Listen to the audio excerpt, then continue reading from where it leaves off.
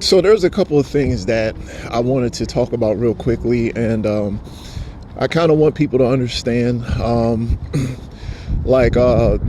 these topics a little better. One of the every once in a while, somebody will kind of someone who believes in spirituality in general, meaning that they believe in like the forces of Satan or God or whatever. Like everybody has like a different belief system. So like I think there are people who think that the devil might actually be like a legit adversary for God, and when they do stuff, they're kind of it's like they're choosing a side. Like they're saying, we believe that the devil could overthrow God, therefore we're going to just back him.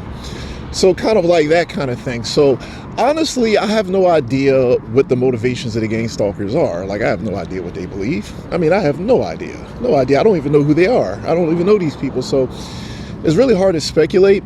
Like there's no way for me to know what gang stalkers actually believe. So like when you start talking about like gang stalker philosophy or what Satanists believe, I mean, there could be two possibilities. They either think that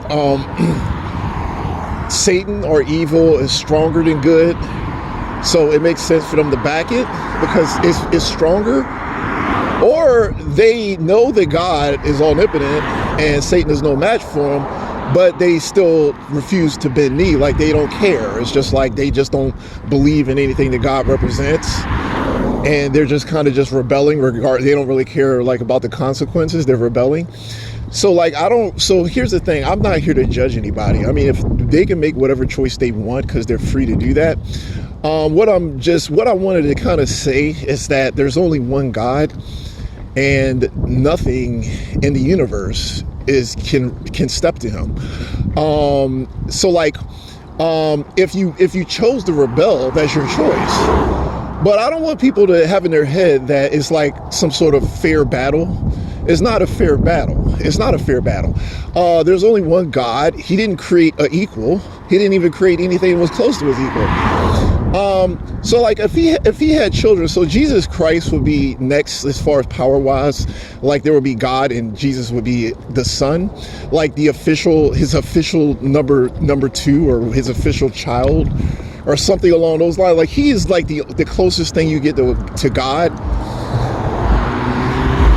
And as far as like angels goes, I mean, they could be considered demigods, I guess. I don't know the terminology I would use for them. I mean, nigh omnipotent, maybe somewhere along those lines, something like that. I don't know. Like we don't really know the power structure as far as just like abilities goes, but I mean, these beings would be considered semi like nigh omnipotent or demigod or something along those lines. But the closest thing to God would be Jesus Christ. So the point is that even Jesus couldn't overthrow God. So Jesus could not overthrow God. Nothing in the universe can overthrow God. So I'm just like, if people decided they wanted to rebel, they can do that. But I don't want them to believe that the bad guy has a fighting chance of winning. And I don't really know. That's why when people, like, when they sort of get into dark arts and stuff, I think they have like this belief in their head that the power of darkness can beat the power of light. And the reason why bad things happen is because of us. It's not because of God's weakness. If I did something that I was not supposed to, that reflects on me. It doesn't reflect on God.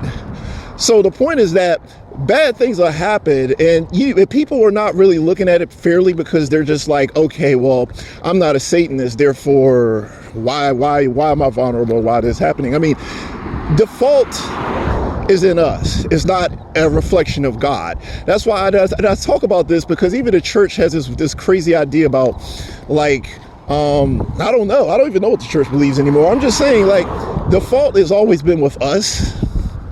It's never been with God. So like, it's our weakness. It's not God's weakness, it's ours. When we do what we're supposed to do, there's no longer weakness. I'm just saying. So like, the weakness comes from us. And, that's why I'm just saying, like, there's so much confusion in the world. It's like you don't really know exactly what's going on. So I just figured I would address this because, like, I don't really know what people believe anymore. Honestly, there's so much chaos in the world. I have no idea what people believe. So I'm just saying that before you judge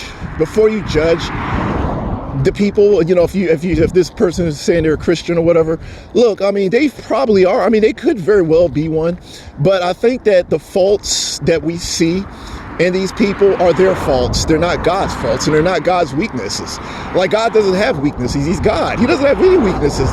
Like, that's what I just wanted to say that, because like, I don't really know, like the people who study spirituality, but they don't really like to play by the spiritual rules, but they kind of have like an understanding of spirituality, but they don't like to play by the rules. They might actually be convinced that the darker side of spirituality is stronger. And I'm just like, the darker side is not stronger. It's not even close to being stronger. So like, I don't want to get into like this a long tirade about how this works, but I just wanted people to just keep this in mind. Like, obviously you have to figure things out for yourself, but that is definitely how it is. And I think that over time you will see the evidence of this. It's not going to just be me saying it. You're going to actually see it.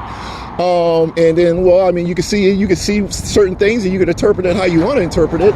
I'm simply saying that I think there's a lot of evidence to back up exactly what I'm saying. So you don't really have to just take my word for it. And with that said, let me close.